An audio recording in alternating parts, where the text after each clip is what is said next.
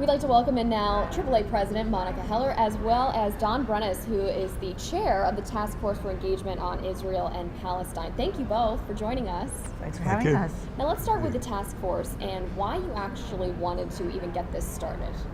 So the issues around Israel-Palestine have been a subject of conversation among many of our members for a number of years.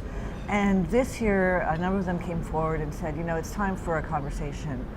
And so as leadership, we thought about what are the best ways in which to foster a dialogue on Israel-Palestine, on the various issues that are relevant to anthropology, relevant to us as a scholarly association, and relevant to us as an association of anthropologists. And so we've tried to develop a number of different ways, but it seemed to us that the issues are multiple, they're deep, they're profound, they're complex, and they require really some concerted efforts and concerted thought.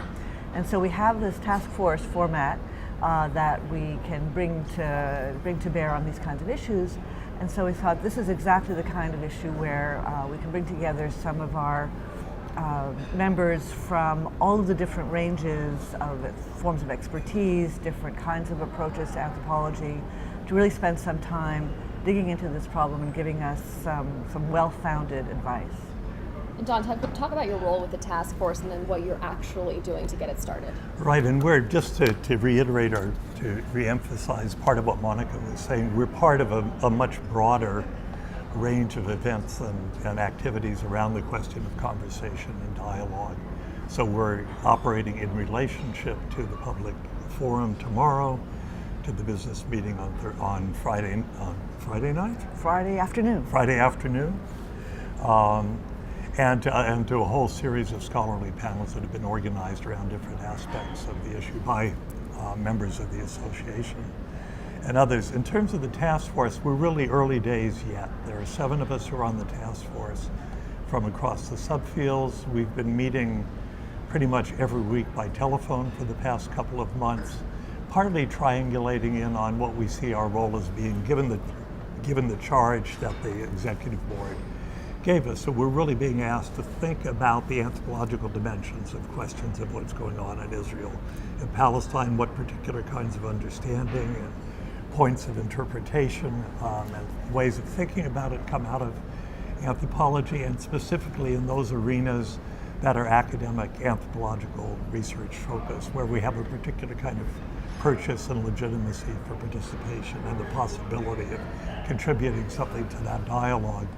So in terms of what we're actually doing, we're beginning our actual research with extensive interviewing. And it's not simply about Israel-Palestine as well. It has reverberations and resonances historically as well as around the world, and it's one of the reasons why we felt it was really important to have a task force which includes archaeologists, linguistic anthropologists, biological anthropologists, social cultural anthropologists based around the United States but also in Europe, since the association is also at this point about 20% of the members are based outside the United States, so it's not exclusively either a US issue.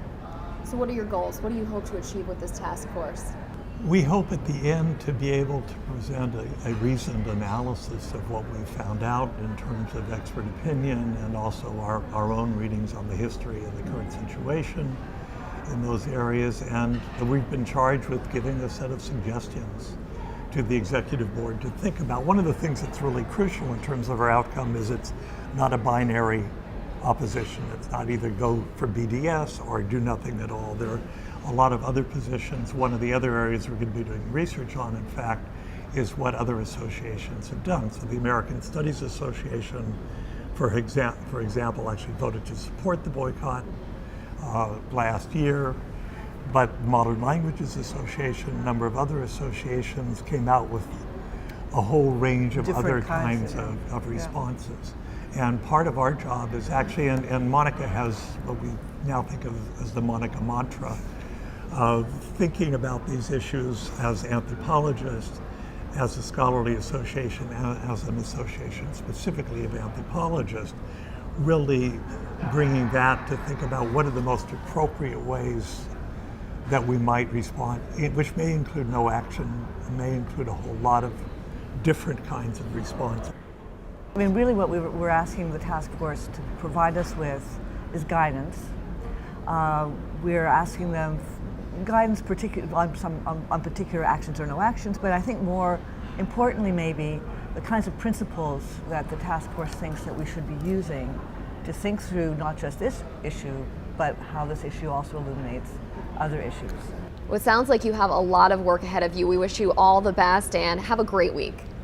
Thank you very much. Thanks very much.